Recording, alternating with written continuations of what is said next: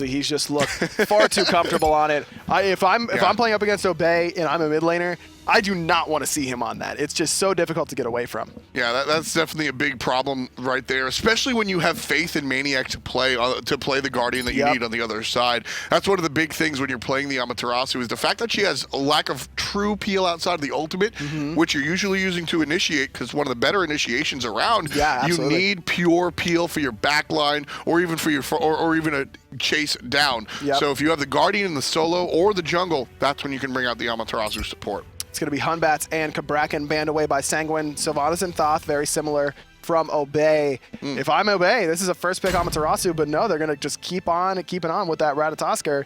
If it worked, I mean, no problem with that. Captain Twig had a phenomenal game on it. Yeah, it's really funny that we were focused so much on everybody besides Captain Twig, and I guess Maniac was a little quiet there. Sure. But Ratatoskr, Captain Twig, was setting up a lot of what was started there. It seemed like the 1-2 punch was a lot between the support and the mid lane Vulcan, but Ratatoskr set up things a little bit later on in the game. He will have problems versus Poseidon, though, who can definitely punish him for landing in the wrong spot. Definitely, and the stun from Fafnir can set up that whirlpool immediately, which makes life difficult for a character like Ratatoskr or anyone with mobility, which could include Amaterasu. Zeus locked in for Prime.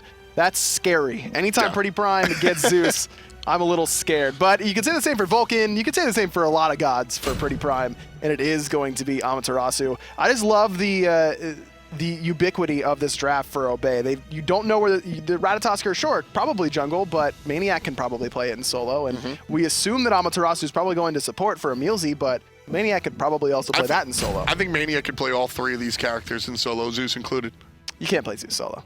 Maniac probably could. I mean, he could. He could press the buttons and do some stuff, but it probably wouldn't be conducive to a team victory. I don't know if he'd go 0-6-1. Probably not. Sanguine finished up their draft with an Uller there. Strong choice for likely Nika. Yes. Mr. Stefan, definitely more of a traditional mage player, and with Poseidon already on the board. The Izanami will be banned out against Obey Alliance, understanding that Ataraxia still has his choice available. Yes, I like that choice there to ban away that Izanami. Like we mentioned, not nearly as feared as she was at the beginning of Season 4, but Ataraxia was playing this god before she became feared and popular, so you know he's very, very comfortable on it. I like this ban. Hercules was banned last time by Obey, this time picked up by Sanguine. This composition looks so much stronger for Sanguine right off the bat. I like it way more. I don't think that teams lose. I think very rarely, if ever, teams lose a game in picks and bans. Last game was probably one of them that you could put up for the argument. The draft just didn't work well together, nor did it work well against the opposition. Here for Sanguine right away, this synergy with what Fafnir is going to work with Poseidon, like you said earlier. Hercules is going to work fantastically. Geb's going to be able to protect the Uller and the Poseidon should things go awry like last time. Already enjoy this a lot better. Is it Fafnir solo or Fafnir jungle? I think it's an Uller mid, Poseidon jungle. Okay, so what's in the duo lane, Tom? Let's get into the game, and I'll tell you in just a moment. I don't have to guess when I have the game right in front of me. Must be nice. Pretty much, we are going to have Dark Dodo on the Hercules, and it will be a Geb jungle. I don't get it. I mean, maybe Mike the Magikarp knows something that we don't, but when you have a performance as bad as he had game one, and you know he has this reputation of not being at the same level as other SPL junglers, and then you get stomped like that, and then you go into Geb, does that really help your reputation if you're a guy like Mike the Magikarp in this scenario? And again, unless he knows something that we don't, and they've been practicing with this consistently, and it's very strong, in which case we'll see during this game, but very, very curious for me. Yeah. And how? What infiltration? It's Tarnation, actually. You haven't seen the one with the Brita filter with the hat on? We're already at that point? We're talking memes already? Yes. Absolutely. Yep. Well, so Speed Buff gets invaded because of the pressure that you get from Zeus Ratatoskr in the middle lane. No one's out clearing that. I like this rotation to the left side by Mr. Stefan. Ataraxia and Emilzy caught in a bad spot. Force use purification, dash out of the Whirlpool. Emilzy caught in the middle of 3. I don't think he has his dash available, but he does have that movement speed aura. He is out. That is not He's out. It's just not acceptable. And to be honest with you, it's not Sanguine doing anything incorrect. It's just Obey. I mean, it's an Amaterasu. Ataraxia chose the right pathing, and that's really not a fantastic play by Obey or a bad play by Sanguine. That's just how the cookie crumbles sometimes. 4 versus 2, and you just don't have the buttons to press. Mike the Magikarp did manage to steal away the speed buff with the help of Dark Dodo and the blue buff, so both Obey and Sanguine invade each other on that right-hand side. Captain Twig and Pretty Prime now have arrived on the left to help out with the duo lane invade.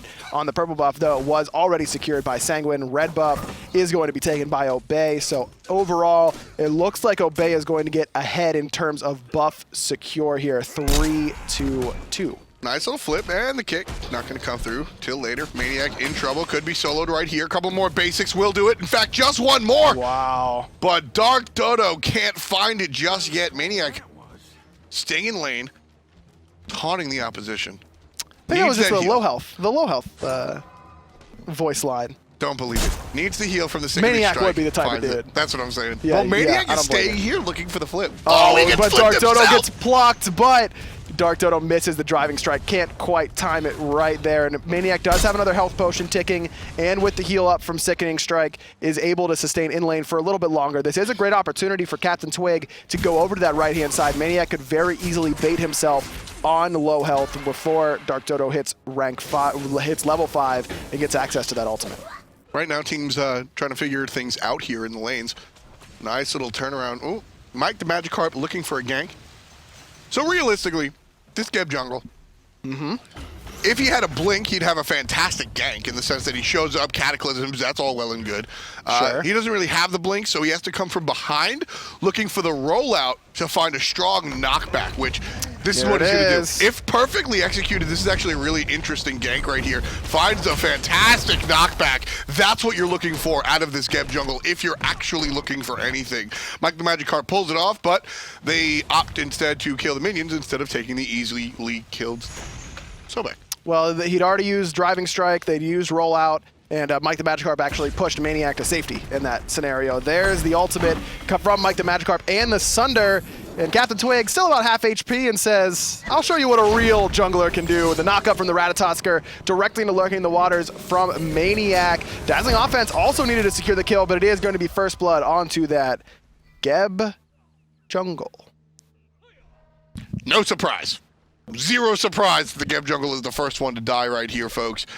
Geb seems to be, Geb needs a skin where he has a white flag.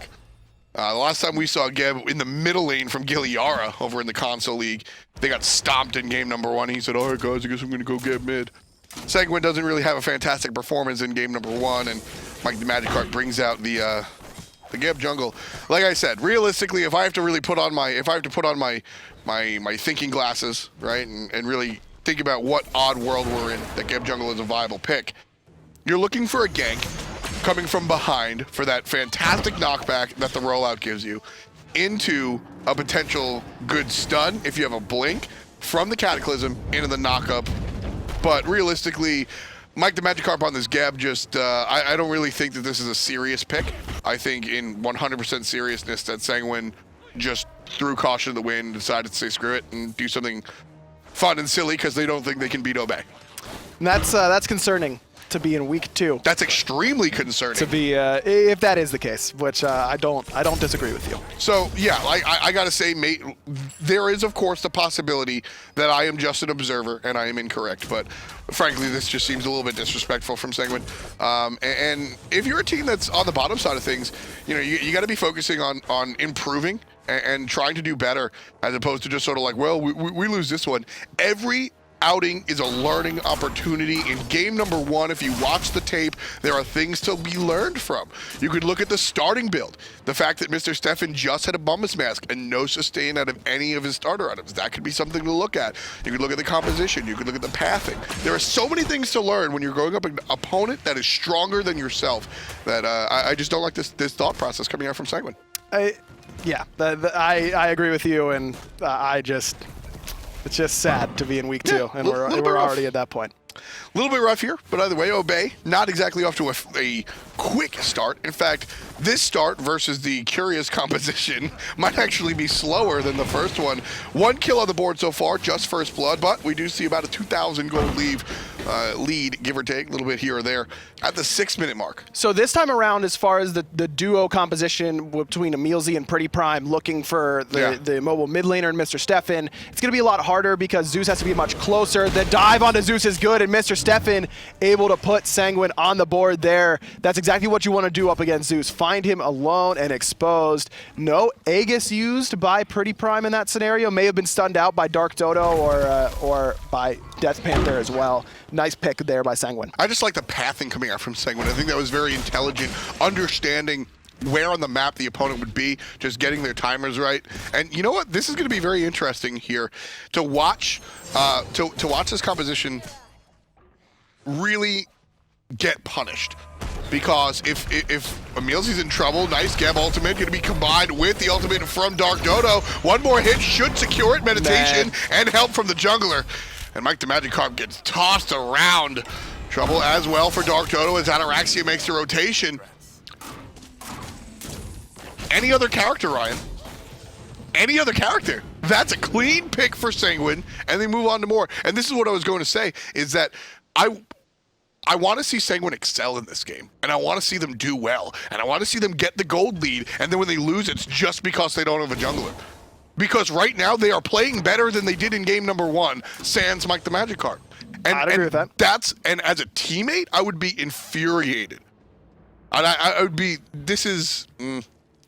Well, either way, they're going to have a tough hill to climb up against Obey, regardless of what they have in the jungle, because Obey looks to be one of the better teams in Europe early on here in Season 4. And that's saying a lot, because for me, as far as regions go, Europe seems to be the stronger of the two, just based on the eye test. I mean, you look at teams like Valen Squadron, Dignitas, Energy, Obey. That top 4 alone is terrifying as far as skill level goes. The fact that Energy have... So Energy, I want to draw attention to the fact that Energy generally come into seasons a little bit drier than some of the other squads. So the fact that they struggled a little bit early on is not a surprise to me with how strong these teams are. That's really the key there. Mike the Magikarp turns around and looks towards Emilzy. Death Panther gets the kill off of the ultimate from the mid lane. Nice Cataclysm coming out of Mike, but he gets killed by Raxia with no follow-up damage. To support, Death Panther jumps over the wall, and it's a 4-on-4 here. Emilzy and Mike out for pretty much the same amount of time. Gold Tree will be started by the remainder of Obey. Pretty Prime does have his ultimate available. That's the big key right now. Maniac looking for the pluck, but a nice stun from Death Panther, but he's going to lose that Dragon Form very soon. Right there. Actually immunes a knockup, but he's still locked in place for quite some time. Able to jump towards the mid lane. Nice double push. The boulder has already been used. Pretty Prime uses Lightning Storm and walks right into Mr. Stefan, who cleans him up. Dodo, fantastic play right here on the Hercules. Basically kills one. The kill goes to Stefan, but he kills that player. Ataraxia, the second player that gets into danger because of the Hercules. Dark Dodo, just that was a fantastic play out of the solo laner. Very, very nicely done. Exactly what he needed to do. In that situation, I love the call from Obey because they bait Death Panther in, knowing that he's going to run out of Dragon Form soon. He's going to transform back into the Dwarf, and of course, he's so vulnerable during that time. It was just unfortunate timing by Captain Twig because he actually, if he had just waited until he had transformed back, then you can start the CC chain, knock him up, make sure he can't use underhanded tactics to get towards that mid lane or get away from anybody. Instead, knocks him up at the wrong time, doesn't get any sort of knockup because of it, and as such, Death Panther able to get away. Really just couldn't follow up the underhanded tactics there. Tough for them. That's the jump. That's the jump. I knew that. That's the one. Absolutely. Third ability. 10 minutes in, 4-3. Disarms. 4-3 are the kills. God, I can't deal with you. I just can't deal with you, aggro. Why is that? You're just so forehead. That's true. That's your entire existence. Feeling that way in game number 2. Although, like I said, Sanguine playing better here in game number 2 than they did in game number 1, despite the fact that this Geb jungle has realistically, I mean, the Cataclysm, nothing really came off of it. So I'm ready to eat my words. I am 100% ready to eat all of the nonsense that I've tossed towards this team if this Geb jungle winds up having a positive influence. Twig can't quite reach with the Through the Cosmos, but the dazzling offense right onto Mike the Magikarp into the Lightning Storm. Pretty Prime puts him in the ground immediately. Mike the Magikarp falls. Maniac finds the pluck onto Dark Dodo, who has the boulder, but I don't know if he's got enough mobility to get away from this lurking in the waters. He won't. Twig picks him up. Yeah, just stuck there. Nothing really for that Hercules to do, despite his heroism last time around. Didn't quite have the bloodlust to find the kills this time. Maniac taking 2-on-1 just now. Just deciding to make sure that Mr. Stefan can't back because he can. Diving a tier 2 tower because he can. That right there is Maniac. The Gold Fury goes down. Pretty much clean and clear. That's Maniac, and a lot of people that were newer to SMITE, kept asking me like why I was so excited to see Maniac back in the league, and he does things like that. He is one of the solo laners. He's the old guard of solo laners that plays more in your mind than on your board, and he's gonna bully you and condition you to be afraid of him in that specific game, and that's the style attitude that, one, it's fun to watch play, and two, it's addicting to get excited about. Obey able to secure that portal demon over top of the Kraken there from Mr. Stefan. Couldn't quite do enough damage to Maniac or the portal demon in time to get that to be red.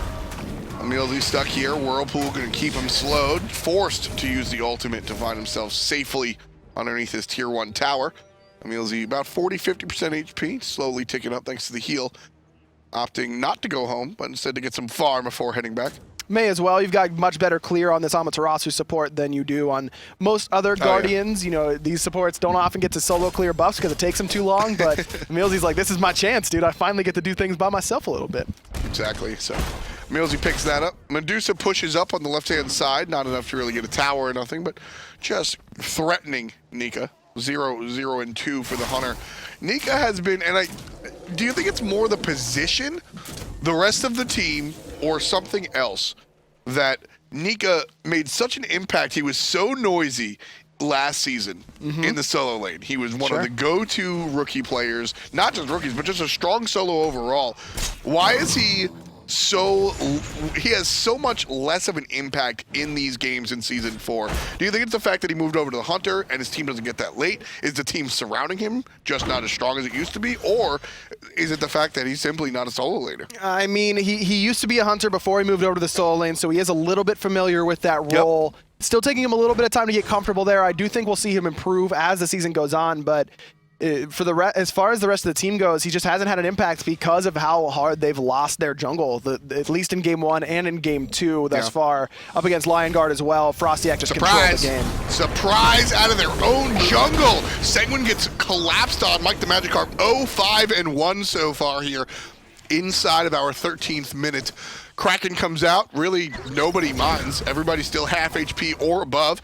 And the enemy jungle just going to go ahead and get taken. I loved the sequence there from Obey. Again, a very clearly choreographed play. Obey hide in the enemy speed buff and then go for the kills. Lots of damage put out by Prime there with that Chain Lightning Twig around the backside. Doesn't have that ultimate, but he's lurking, looking for Nika or Mr. Stefan. Just zones him out a little bit, make sure Obey can secure that tier 1 tower in middle. Fire Giant is up, but that's a little ambitious for Obey at this stage in the game instead, trying to siege this down. Death Panther flipped up into the team, immediately switches into the dragon form, and here comes the Sanguine pushback. Maniac with the ultimate, doesn't get much damage off. Captain Twig in the jungle. I think Sanguine are aware. You can see Death Panther kind of showing his face in that direction. Eyed him up a little bit. Dashes in onto Ataraxia, the stun, but immediately flipped back into the damage from Medusa. Nice pluck there by Dark Dodo, but a huge Petrify from Ataraxia is going to pick up 2. That was the largest Petrify I think I've seen in competitive SMITE. All 5 players hit. None of them hit turn to stone. All of them made the turnaround, but the AoE damage coming out from the Hunter is what makes that so scary. Hunter's supposed to single target you down and then is able to nail 5 players, kill the Hercules. That's what you got to do. Ataraxia has really transformed as a Hunter in my mind since I agree. Just before Super Regionals last year. During Super Regionals, he looked phenomenal. At Worlds, he looked great as well. You know what it's been in my mind? What? In the group stages, Ataraxia gets soloed by Vote NBK. And he gets off the stage. I'm not even trolling you right now. He gets off the stage and says, that's the first time I've been soloed in competitive play. I've got nothing else to lose anymore. Yep. The first solo is the worst. It's out of the way. Now I can just do whatever I want in that lane. And he has played so much just better as a player ever since. It might be coincidence, but I'm not convinced that it is. Knowing the way that Ataraxia his first name being Nate. Knowing the way that Nate works, I think I'm with you on that one. It definitely works out that way. Now, I have to defend my man Ataraxia really quick, because otherwise I'll get a really aggressively polite DM about it. The fact that Raxia, I want to strike away the idea that Ataraxia was ever a passive player. He was a calculated player that did not always go for the fight, and that does not necessarily make you passive. If you really want to see passive, dig out some classic footage of old Barracuda or old Youngbei even. Youngbei probably being the quintessential Neath under the tower, do nothing hunter. Raxia was always calculated in the fights that he took, and now he's just taking more of the fights because he has more of the team on his shoulder. It just feels like so much more confidence for him. That's what it is. He's not double guessing himself. He's not thinking twice about every move he's making. He's just saying, I have the confidence that I'm going to outplay you. I'm going to hit more autos than you. I'm going to position better than you. And then he just ends up doing it. He's 5-0-1 right now, top of the player damage charts, and looking like one of the better hunters in Europe. For me, it was the hair. The second Raxia decided to grow the hair out, he became a new man. I know what that's like. Pretty Prime running away, and there it is again. Raxia with one, Pretty Prime with another. Captain Twig gets the third. It's eaten at the table for the family. Obey take out the tier 1 tower, easy peasy. Maniac shows late after taunting the opposition in the solo lane. Dark Dodo can't handle the Sobek. And Maniac leading the charge here for Obey. As soon as I say that, Emilzy walks in front of him, but still, Obey tearing up the left side. I think I know why you like Maniac so much. He is Sobekitude. He is the definition of Sobekitude. That's why you like him so much. Absolutely. And so, you know, to stretch that, he was always the European Omega in my eyes. These two players exemplified what the solo lane was in 2015. The solo lane, you are a tanky monstrosity. Your job is to, majority of the time, zone. You have a lot more on your plate, but think zoning. Omega and Maniac had this aura around them where you could not step within a certain distance, otherwise you get beat up, either mentally or physically. They're either going to taunt you, they're going to wreck you, they're going to stun you for no reason. They're just going to mess with your day. And at the end of the day, that's fun for me to watch, especially out of the solo. I remember my first game up against Omega whenever Envy came over to the console scene. He beat me up physically and mentally. I believe that. He just gets in there and screws up your Christmas. 4-man knock up there. Twig able to pick up Death Panther. Dark Dodo, nowhere for him to go. Mike the Magikarp eats his 8th death on this Geb. He did hit level 12 though, so we really out here with a second relic. He hit level 12. He has 50% kill participation for his team. 2 assists out of the 4 kills for Sanguine. Definitely. That earns my shortest yeah boy ever. Yeah boy. Yeah boy. He is not bottom on the damage charge. That's got to get credit. Yeah, boy. Yeah boy. Just real quick, like. My shortest. My shortest yeah boy ever. Yeah, boy. Nice and quick. Right side, nice and quick.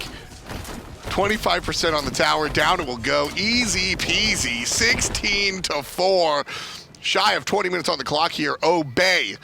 Looking for the right side, Phoenix. Death Panther does have a Frenzy Ritual here, trying to get a little bit of defense options for Sanguine. We saw them do this in game 1, and it did buy them Dark Dodo, a little bit of extra time. Who you taunting, Dark Dodo?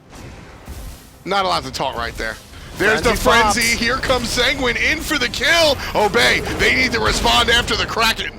And they're going to Mike the Magikarp. He's already down. Detonate, able to pick him off. Death Panther can't jump because of the silence from Emilzy. Ataraxia pick him up. Nice knock up in the backside. Twig finds Stefan. Dark Dodo falls as well.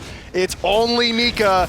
0-0-3 for the Hunter. He's avoided the bloodbath, but he's been the only one on Sanguine to do so. Right now, Obey's only comment to Sanguine across the way is, yeah, boy! 20-4. Obey take the win.